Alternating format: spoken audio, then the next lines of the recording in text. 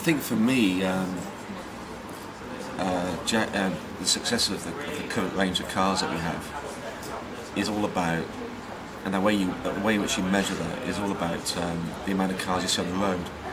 And when you leave the area of the Midlands, which is obviously Jaguar country or its homeland, when you go to Norfolk or you go to the North East, the North West, or indeed London, and you see cars, Jaguar cars, the current range, in big numbers, I think for me as a designer, that's when you realise that we've made a big change, we've made a big input into the company's future.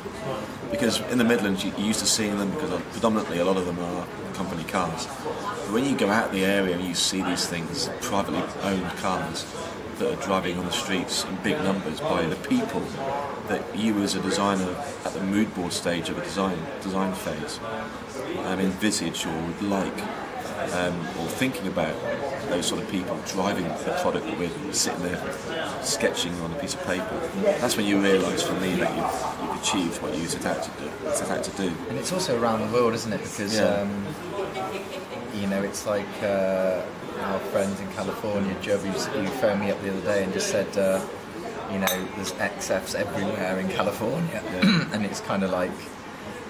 And it's just such a good feeling because you know that what we're doing and kind of what we're designing is kind of reaching out and is relevant now compared to how the past Jaguars used to be, which were kind of almost trying to look like the cars of old. And now we're designing the cars as the great Jaguars were designed, which were totally modern in their day compared to the competition, and that's what we're trying to recapture, doing the same design traits as Sir William Lyons set out to do. And when you get that, like you say, in the UK or around the world, when we travel around and talk to customers, seeing that being a reality with the new Jaguars and being totally relevant to the time, it's great. It's great that we know that we're kind of being successful with our designs. I think when you look back in history, look back as a child towards my. You look back towards my days as a kid, and you look at the cars that from now to when I was a kid, the cars that are on the road that you remember. Most cars you can kind of you think of the 70s or the 80s or the 90s, and you can kind of think of in discussion maybe 3 or 4 cars.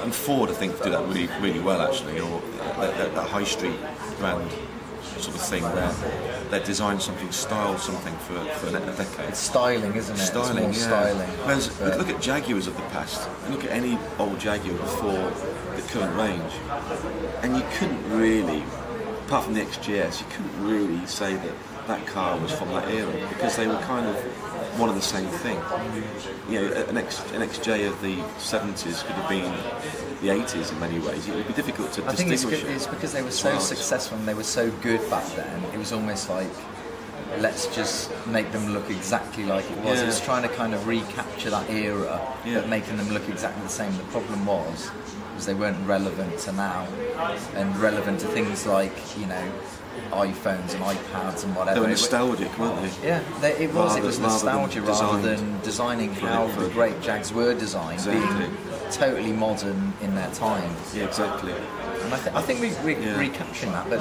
like we were saying last night, it's like basically you can't kind of rest on your laurels, can you? You just got to keep trying harder.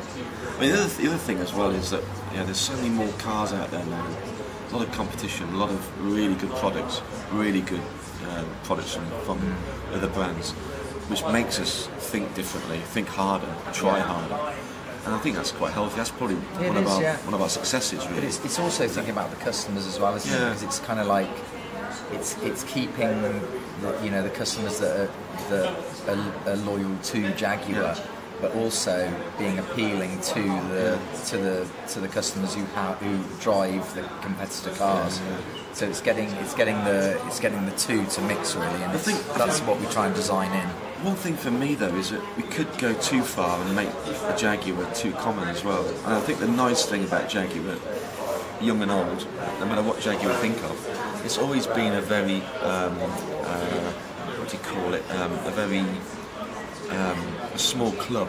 of ownership in many ways. It's like a, what's the word, club?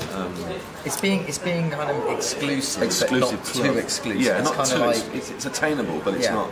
But if it's too common, it loses a little bit of its appeal in my respect, in my view. In my view, for Jaguar to be it's a fine balance. Isn't it? successful, it also has to be something that's attainable. It needs to be attainable, but at the same time, something that you don't see every day, something that's quite special. I think Jags have always been that, and I think that's a nice thing today. You see a Jag today in Manchester or in London or in Norfolk or wherever it might be, or Cornwall or whatever, and you see one, it's like, wow, that's cool. You don't see it every minute. It's not rammed down your throat. Yeah. By seeing it so often, it's there, and you think, oh, I agree with that. It is a fine balance. Though, it isn't is it, a fine of, balance, very, very much so. being out there, but kind of still having that kind of exclusivity and that kind of.